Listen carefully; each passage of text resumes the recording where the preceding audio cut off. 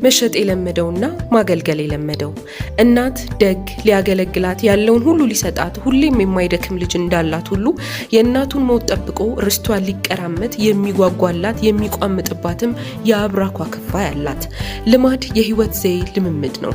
አንድን ነገር ለመሸጥ የሚገዛህን ሰው የደስታ ጣሪያ ለማስነካት ገዢ እንዳሰበው ትምለጨለጭለታለህ። እናም በልብህ ሞልቶ የተረፈውን በአፍህ ታወጣዋለህ። ኢትዮጵያ ፈርሳል። ይሄን የፈረሰውን ነገር ትንሽ የቀሩንን እርሾች ይዘን መልሰን ልንገነባው። እኔ በጣም የምጠላው በአንድ ሀገር እንዲሆን የማልፈልገው አማራጭ ቢኖር የሽግግር መንግስት የሚባል ጥያቄ ከልቤ ነው የምላችሁ። አይ ሄት ኦ ማይ ጋድ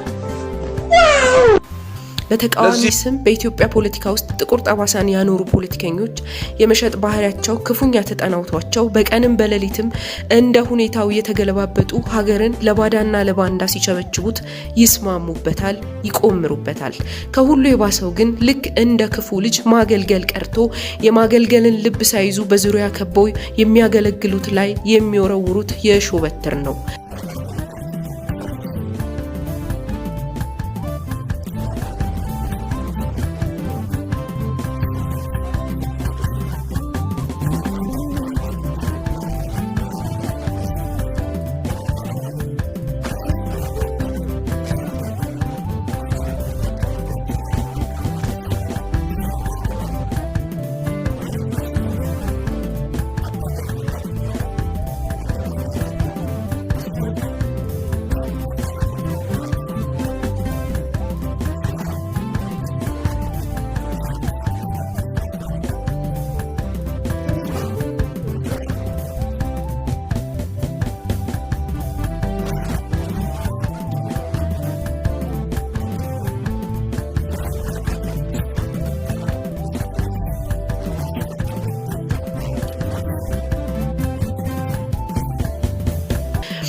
ከንሽጠው ውጪ ሐሳብ የላቸውም። ያዋጣል አይኑን በለው።